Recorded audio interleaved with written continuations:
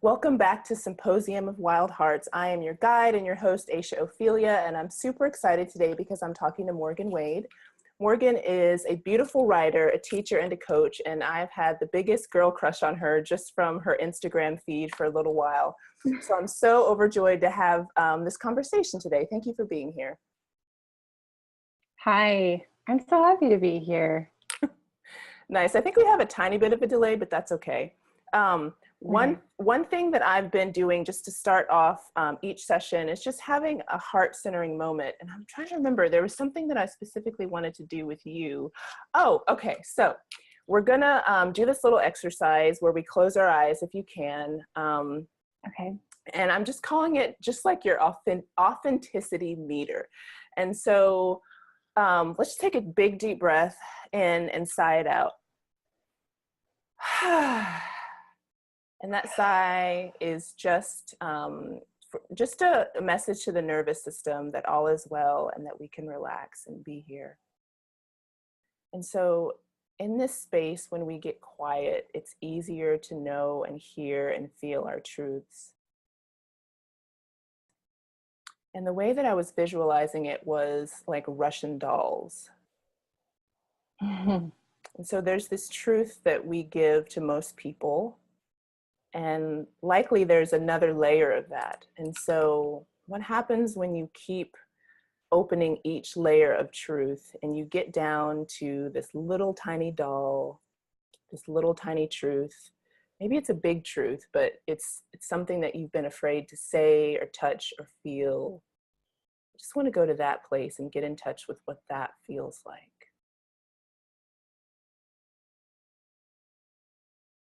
That big seedling of truth.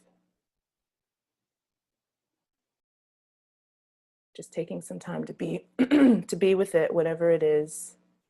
Maybe you're not even sure, it's just a feeling.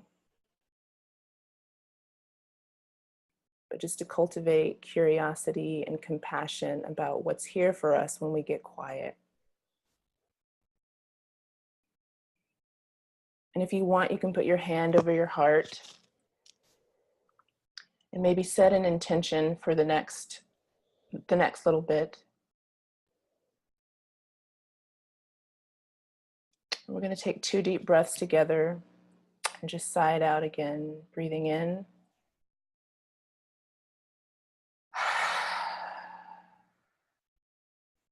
Let's do that one more time. Deep belly breath in. And sigh it out. And if you need more time in this space, please pause it. Please continue the Russian doll exercise. But if you're ready, you can just flutter your eyes open and come back to the here and the now.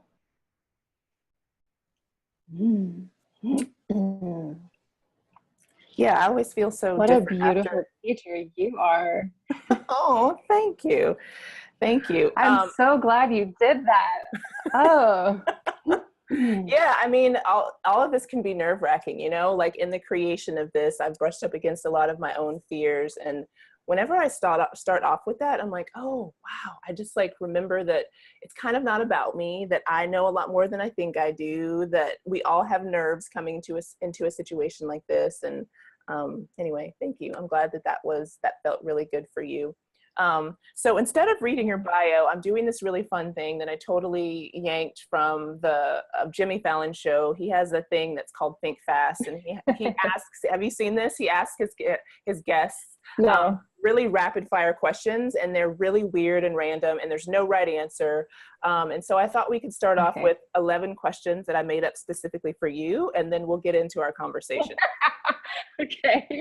Okay. So question 1 is a fill in the blank, and it's girls just wanna. I mean, have fun, but that's because of the song. I don't know if that's what girls just want, but maybe we do. Yeah, I mean, you could say anything. If that's I mean, obviously it's like, yeah.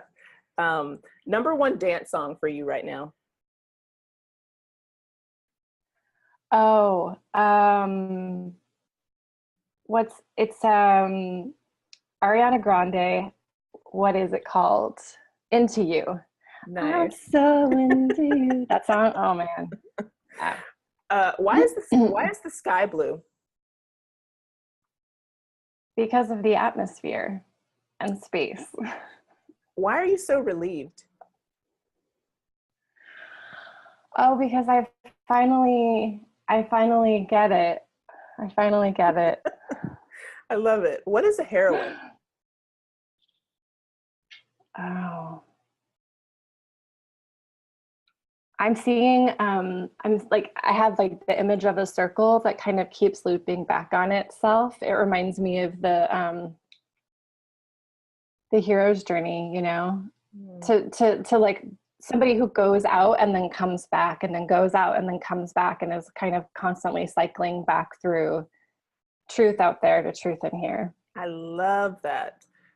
What's your favorite astrological sign? My favorite astrological sign.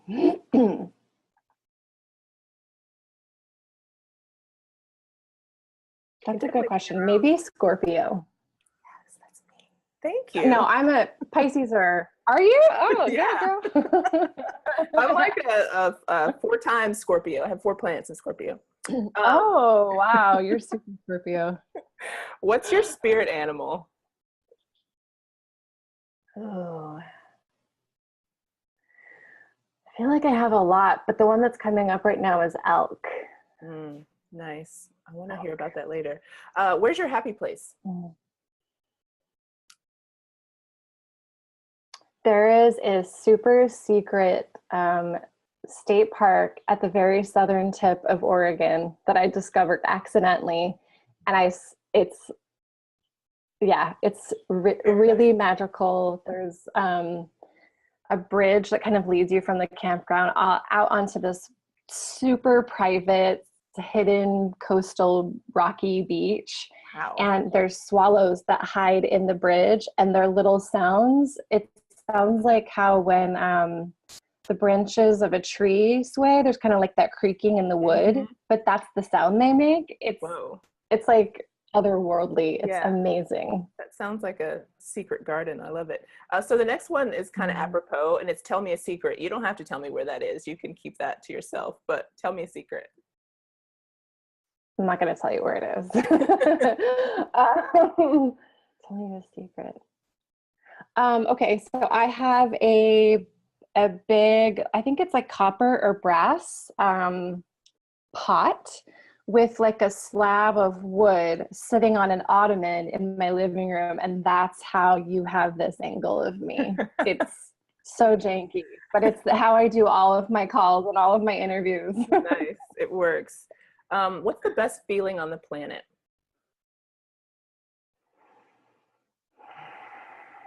I think it is when you feel that sense of belonging to yourself, where you need nothing, where nothing is missing. There's just a sense of like a homecoming feeling. I love that. Okay, so last question. How does your heart feel right now? It's a combination of, so I'm really excited that you opened with that little Russian doll meditation, because that for me signals a resonance with you. And so I'm like, oh, we're okay. This is the feedback loop is good here. So there's like a combination of excitement, relief at that resonance, Mm, and a little bit of nerves. nice. I like it. Thank Yeah. you for playing along. You're welcome. I love it. I feel like it's just a good way to get that energy flowing, break the ice, and get into our conversation. So, we talked a little bit about what we were going to talk about. And one thing that really resonated with you for me was your authentic voice, your writing voice, the way that you put language out there. And something that we talked about that I wrote down that I loved was the messy part of authenticity. I thought we could start there, and maybe you can weave some stories in of your own experience that have been messy but have led you back home to that authentic place, that Russian doll place that we've been talking about. I feel like my whole life is like that. I mean, maybe everybody feels like that at some point, but Yeah. I mean, it's interesting actually. I've been thinking a lot about this because I do think that or I hope there's a point at which you kind of when you really step out of where you've been, there's something that happens where you can kind of look back on, I use like a snow globe analogy, where like you can look at this whole sphere and all of the scenes of your life, and it's all enclosed in a way. It's like a scene. You've got the players, you've got the setting, you've got the atmosphere, and all of the snow is just kind of right. But there's a way, and maybe it happens multiple times throughout your life. I think that it does, because I think that scenery is always changing. But I've been thinking a lot about the messiness, because as I look back and connect my right now, for like, especially when I'm working with clients, because I want to remain relatable. So part of that is being like, no, look, I totally have been there, and here's where and here's how that happened. There's a way that I think that it's important to both like just acknowledge that there's a human component in any kind of path or journey into, kind of coming into yourself in a way. Mm-hmm. But there's also the necessity to kind of step out of the record that keeps playing over and over again and be like, well, if I don't want to keep creating that, I really have to create something else. Mm-hmm. And I think that's a different conversation, kind of like what then. But the messy part of authenticity, I mean, I could weave so many stories for you. I once, the biggest one in the last few years, was I was in a relationship I super should not have been in, and wanted out of it so badly that I was willing to be homeless. So I left the place where I lived with this person and like drove into the mountains with my tent and my dog, and was like, I guess I'll just be homeless because I don't want to live with this person anymore. Oh, it was a total, like, it was like a bottom of the barrel moment for me, where I was like, this is totally what I was afraid of. Mm-hmm. But I mean, if you have a set of, say, worst fears where you're like, okay, I don't want to be, I don't want to die a tragic death. Maybe that's one. I don't want the love of my life to die. That's one of mine. I don't want to be destitute and homeless after, mm-hmm. Thinking that I'm safe, but I'm not really, especially when we've created it for ourselves. Like, that was one for me. And I was like, okay, so I'm sitting in my tent, like, this is it. This is that moment. And I mean, it's funny because, of course, in the aftermath of something, for example, like that, you get I have so much perspective about everything that led up to it, everything that I did to contribute to where I was. But there is something that's really powerful about looking at the continuity of of your own essence, even when you kind of, you're doing your work and you're being a person and you're doing good things in the world, but you still make mistakes. You still end up, making just like, what? You look back and go, what the hell was I thinking, right? So the messy part of it is, I don't know. I think the authenticity just kind of is messy, because the definition of the word, right, is that it's not packaged up. It doesn't follow a formula. It just is. Yeah. And so it can be messy or not messy, depending on how you define messy. But yeah, and I'm glad you defined that, because I was going to ask you what your definition of authenticity is. And for me, it's like almost this like moving target. And that's the messy part, is that it's not just like this fixed thing, because it changes as you change, flex and grow. And I feel like this conversation is still so important, because I remember being in my 20s and getting introduced to an author, Sabrina Ward Harrison, and she was writing about all the messy parts of her life. And I was just like, I had just never experienced such vulnerability, and it made me feel so less crazy. I mean, we're all so much more connected to each other's stories. So I think that maybe this narrative is happening more. But also there was a time where I just was like, something's wrong with me. This is, I just was so afraid of that sort of in between feeling, and those rock bottom moments where you have that great perspective, but it just may be super tough. Mm-hmm. Yeah, I don't know if that makes sense. Yeah, totally. Well, because I think that I remember, I don't know where I read this once, but somebody said something along the lines of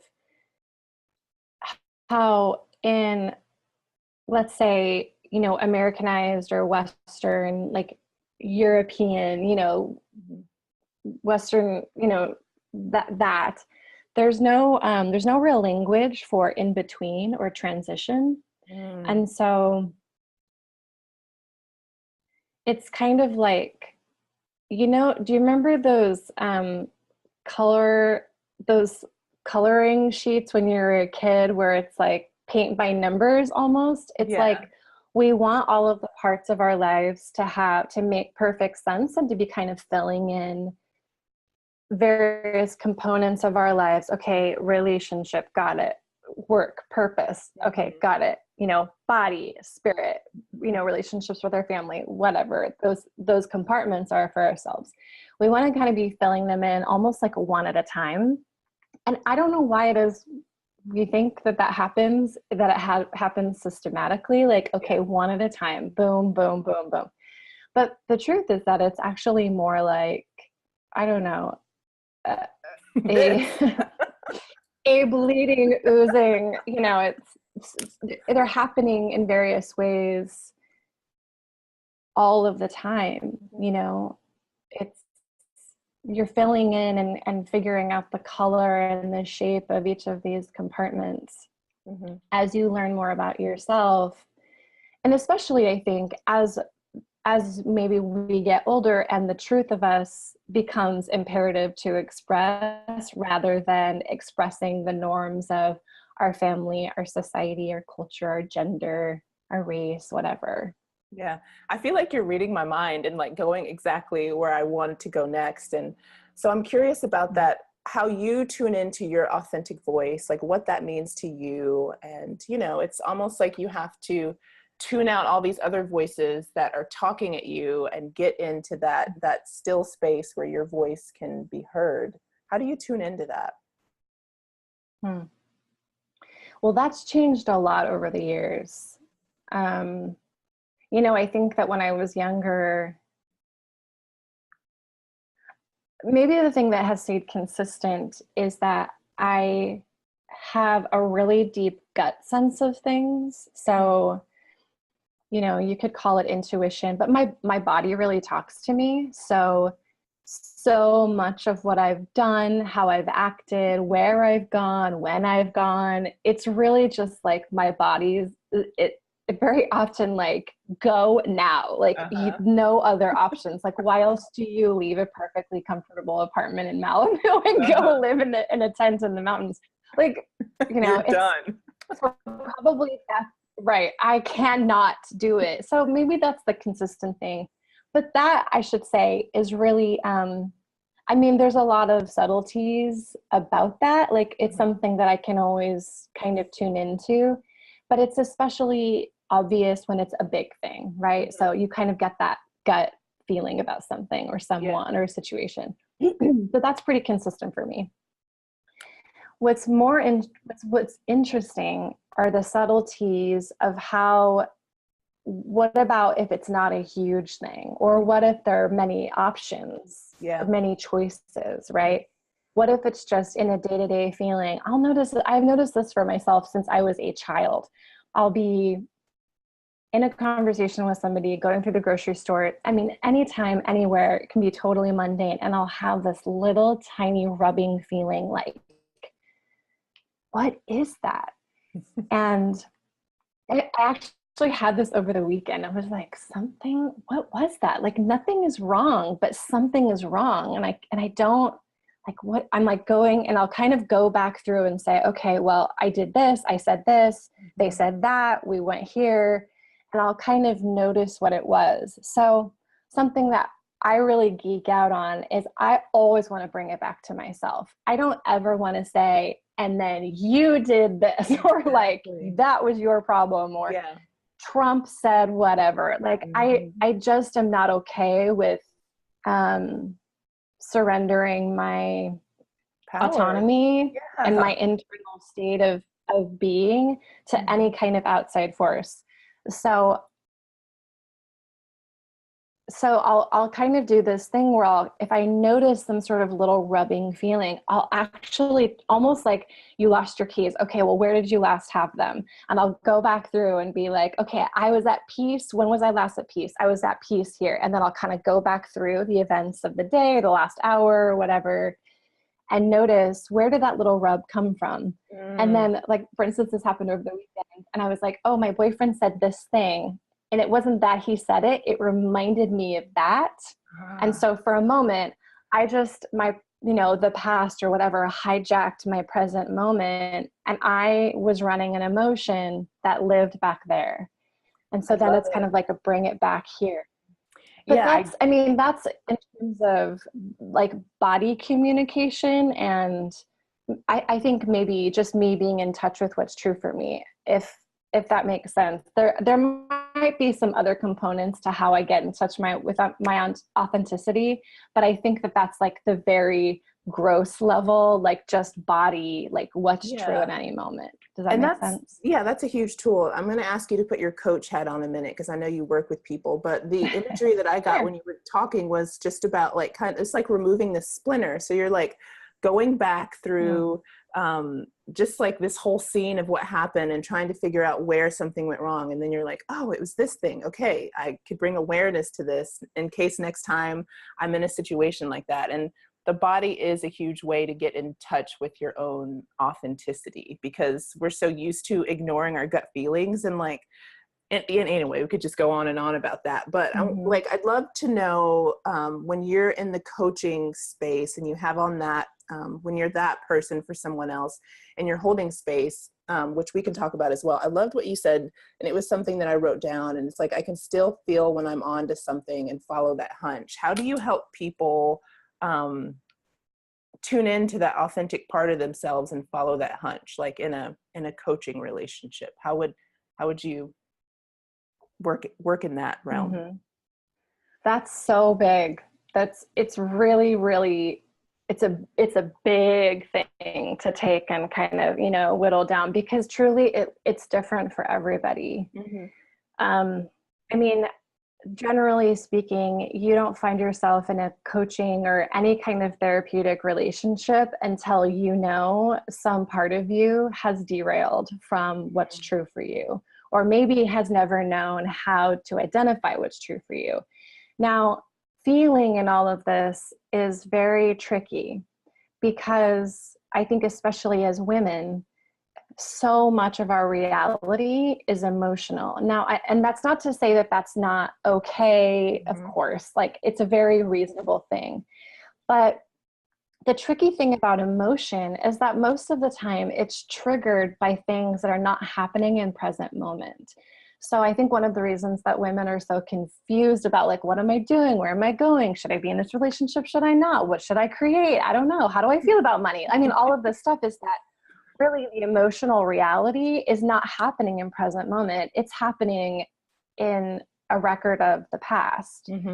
So I think one of the very first things that I do with clients is go, okay, what's the most pressing issue right now? And if there's a most pressing issue right now, guaranteed it's linked to something that's not present right now. And then we can go back. And it's a little bit like that. We kind of go, okay, right now, what is it? Oh, back here. Okay, let's look at that. Now, right now. Okay, here. Okay, let's look at that. Because they're almost always connected. Yeah. And from that, a pattern emerges.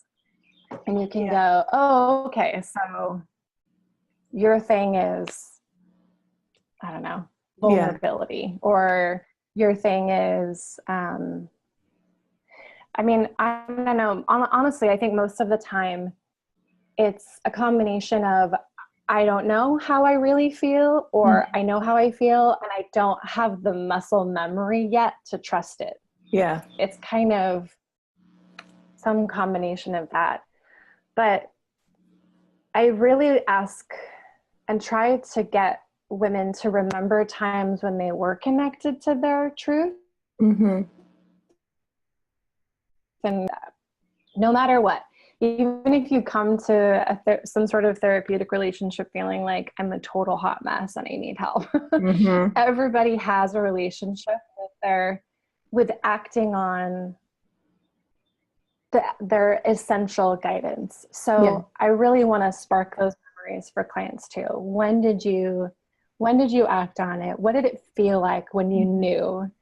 You know, what's that feeling tone for you? Because it really is so different for everybody else. So that's really the first thing, is like understanding the language of your truth. And Mm-hmm. also simultaneously, very tricky, because as women especially, we're super attached to all of our feelings. So Mm-hmm. sometimes it's a little bit like, you got to take the splinter and then split that up a little bit and say, like, is it really true? You know, Yeah. is it true that this, is it true that this?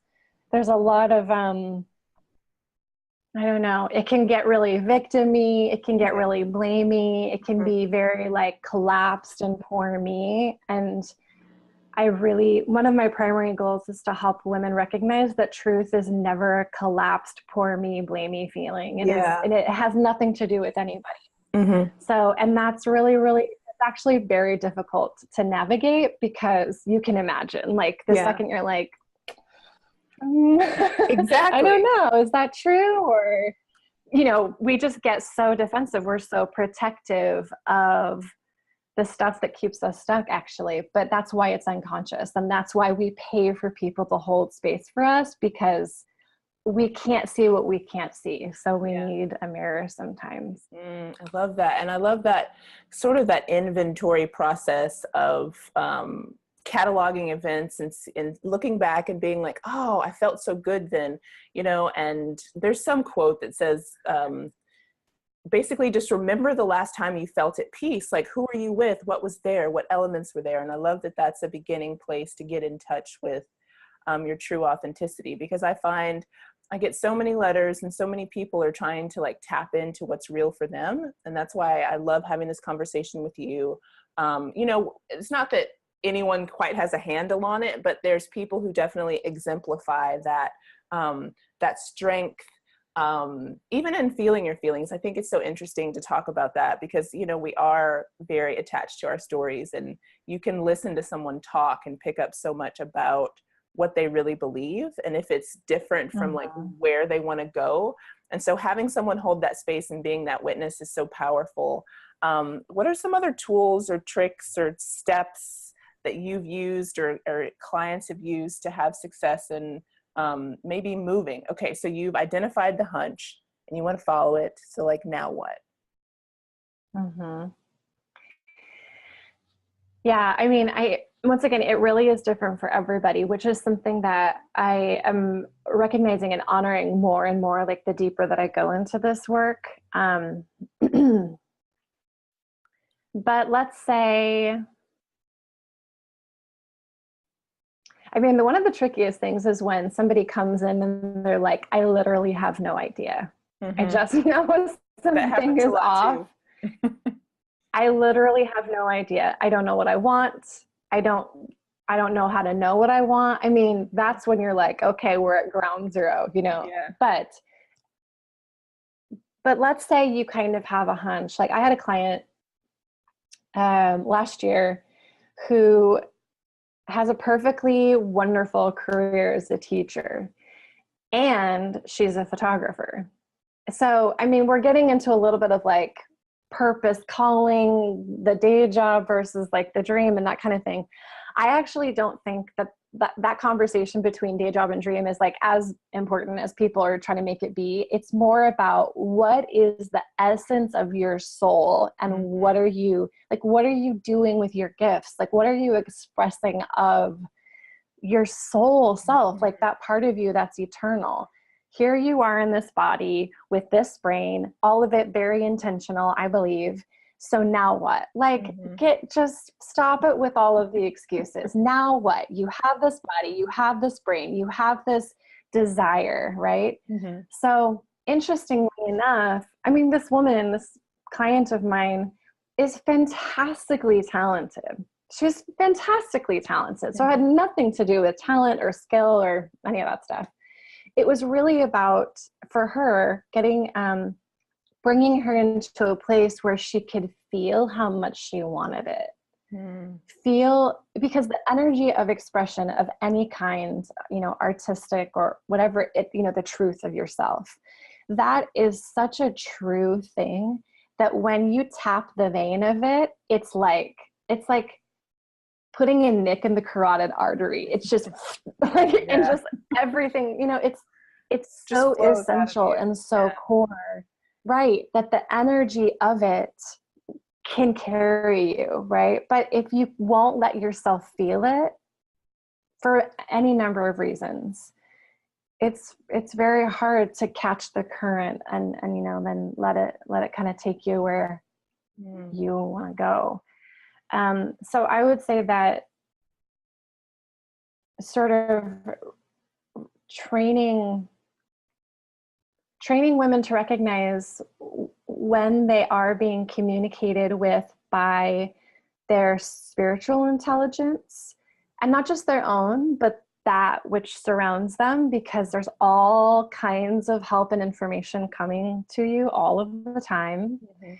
So learning to recognize it, and it's most of the time it's scary because it really does feel a little weird. That's one of the things that I'm finding, that I think the deeper in we get and the closer we get to ourselves, the more it's like, oh, I'm going to sound like a weirdo if I say this, or, insofar as where our position and maybe our lives with our families or our jobs or whatever. Because it really does. It doesn't make sense so much. It just is. The word that I had in my brain was illogical. So sometimes your intuition's going to be like, leave this house in Malibu, get your dog, grab a tent, and you're going to figure this shit out, right? And you're just like, this is illogical. And oftentimes it is. I was like, right. Because it's asking you to stretch beyond what you currently can see into the unknown and trust that something better is going to be there for you. So it is. And like we talked before this, and we talked about how this can sometimes look like insanity when you're unraveling those old parts of yourself. It's messy. It's a moving target to other people who, that quote about the people that don't hear the music would think you're insane because of the way you're dancing. But there's all of that here. And I think talking about this in this conversation is so important, because it doesn't look like the perfect polished picture. Like, even if you have that highlight reel, like, it doesn't look like that at all. And honestly, even the people that, if you ever talk to people who seem to be like the bright, shiny ones, if you ever really know them, you're like, oh, like, they're just, seriously, they're just people. Exactly. It's really, and so who knows, part of that attention might be part of their mock-up for their life.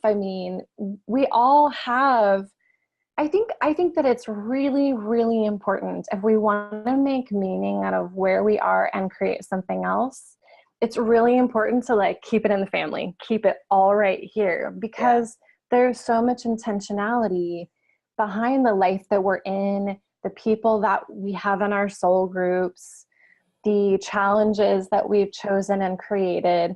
It's all so intentional. So how do you get authentic? Honor it, like honor where you've been, but don't carry it around with you. Just say, what meaning can I make out of this? It's so much easier said than done, but make meaning out of it.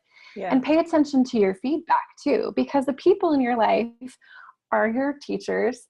And if they're telling you, hey, you're a little bit of a mess, or you kind of keep doing this, pay attention to that. Their truth doesn't have to become your truth, but generally speaking, all of the time, 100%, we're the common denominator in our lives. Us. Yeah. I like to think that there's only one person you're in a relationship with, and it's you. Like, other people are just reflecting back things to you. And that's kind of essentially what we're talking about. I'm wondering if we're missing anything from this conversation about authenticity, about really listening, anything that we can. There is a question that I've been asking everybody that's the same, but I'll wait because I want to give you a chance to, I don't know if you feel like there's anything missing or there's something that people need to know. And, granted, we're all different, but I really wanted to create this symposium to give all these different people a platform to have conversations that have this one tie, which is like consciousness and the availability of power that we can bring back into our lives to really create what we desire. So I think that that's all our birthright. And I think hearing different people have opinions and conversations about these things are so helpful. So I'm wondering if there's anything that we're missing from this conversation on authenticity. Mm-hmm. Yeah, there's a couple things that come up. Years ago, every path is sacred. Mm. Oh, did my connection just for a second, but then little... I got the okay. Every path is sacred, and that was great. Okay, cool. So I was in a Reiki training years ago, and my teacher said, every path is sacred. And the question or conversation was about, well, what about those other people? Like the people who are, we like to call them asleep, right? Yeah. It's like this funny way we kind of spiritually bag on people we don't think are as conscious as us. We call them, like, so she said this, every path is sacred. And I was like, nah, like that guy's path is not sacred. Like he just watches football. He's like, I was like, no, but she said this to me and all of us, and it really lit something up. And over the years, what I've recognized is that given the intentionality of our decision to be exactly where, nobody has to agree with me on this, but it seems to be the truth. Mm-hmm. This is documented, that there is a great intentionality behind the lives that we're in and the struggles that we endure, even the horrible tragedies, either because we're balancing out the karmic scales or we have chosen to learn something in a very accelerated fashion. So there is, on the one hand, this, do we all have access to it? Absolutely, because that's the nature of divine intelligence. That's the nature of soul intelligence, sure. But are we all going to get there in this life? No, because we're not all here to do that this time, right? Or like this moment. Some of us are here to learn how to stay disciplined. And it looks like, it looks like anything. Or some of us are learning courage, and that looks like something. Or some of us are learning, any number of things, right? So probably the people that are navigating themselves into this orbit are kind of aligned in a way, right? Because vibrations match up with each other and we can all go, okay, I see you. But I really, really do think that one of the ways that we can operate from a place of compassion and curiosity and equanimity in these lives that we're in is to recognize that not everybody that orbits with us is necessarily, we don't have to only see value in the orbit that we're in. It's really, really vital to honor every single path in whatever way you're able at your level of consciousness, and to just say, okay, you do you. Yeah. I'll do me, you do you, right? So that's one part of it. And that's part of also trusting the world, trusting people to have their own path, to do their work. They're going to do it, by the way, whether or not we like the way people are doing it, or if we're in agreement, they're on their own path. They're going to meet themselves. Maybe not in this life, it's all going to be equaled out. So that's one thing. The other thing about accessing, you mentioned consciousness in terms of creating authenticity and creating the lives that we're here to create, is I think that it's vital to remember that most of the time what we're creating with is our conscious minds. And if you know anything about the way the brain works, that's like 5% of our entire capacity for recognition, understanding, creation, reasoning, all of that stuff. So what's happening in the other 95% of our brain? Well, we've got body memory, which is all subconscious. It's all unconscious. The body is completely unconscious. So most of what we do, most of what we think, most of what we say, most of what we pursue, all of those doing activities is all coming from completely unconscious reservoirs of the past. So what do we do with that? If we're like, well, shit, like, I'm Now just what? going to work with this measly 5% and Yeah. just be recreating from past experiences. So in order to create a new experience, it requires us to sort of get beyond our usness. That's when you kind of look back at that snow globe and say, okay, well, there's Morgan or there's Sarah or whomever, right, in this snow globe of self, right? And there's all of these components that make up this experience of personality. But what's the part of me that's aware of that? Notice that that doesn't live in there. Nope. That is something super conscious. That Yeah. is something completely outside of stimuli, right? Yes. Like Yes. that's the part of us that sits outside of the fact that we're human. Now, the human part of us is also still really active and important because it's the human part of us and the human brain that's regulating any experience, by the way, of anything mystical or amazing or revelatory too, because there's ways to train our brains and our bodies to enter into a more conscious state so that what we're creating truly is something that's never been created before. It's not just a record of the past. So I feel like we're balancing those two pies, you know, like A, not everybody is on the path that I'm on, and that has to be okay. And B, I have to recognize that both my soul self and my human self are working together in tandem to create, if I want it, something totally new. Because then you have to say, well, what is that? And how do you do that? Right? Yeah. Where you're not just pushing around the paint of the conscious mind, reacting to something. Oh no, I'm going to react this way now. Oh no, I'm going to try to forget it. Oh no, I'm going to bring it back. Oh, I mean, it really is just all of this pushing around of pictures and energy and trying to allocate it somewhere. But if we're not going to just do that as a record of our past, then we have to create with new energy. That's right. And there are very few people who know how to guide or present an opportunity, you know, or like teach people how to do that. There's very few people who know how to do that. Yeah, yeah. And I love the snow globe. Like I see visuals in my mind like that too. And I saw that when we were outside of the snow globe, then we have, you know, we don't have to deny the human part that's in the story and going through the motions. But when you have that higher perspective, you can tap into all of that like universal Wi-Fi that's waiting, and you can bring back your manifestations from nothing into the like physical world. And that's what's happening. And then I wanted to chime in about the idea. I have an amazing crone teacher who's in my life, and she's like, you know, consciousness is like a field of flowers. Like there's the flowers that bloom first, and then there's the flowers that bloom midway, and we're all blooming. And it does, you know, we can't say what's better, the first one, the last one, because everyone loves flowers, and they're all beautiful, and we're all blooming at our own rate. So I love to remember that when I am in judgment of someone else's decisions. I'm like, wait, come back here. I've got, you know, there's plenty of things I could be focusing on and working on. So thank you for sharing that. I'd love to wrap this conversation up with this final question that I'm asking everyone. And the question is, what happens when we decide to not play by the rules?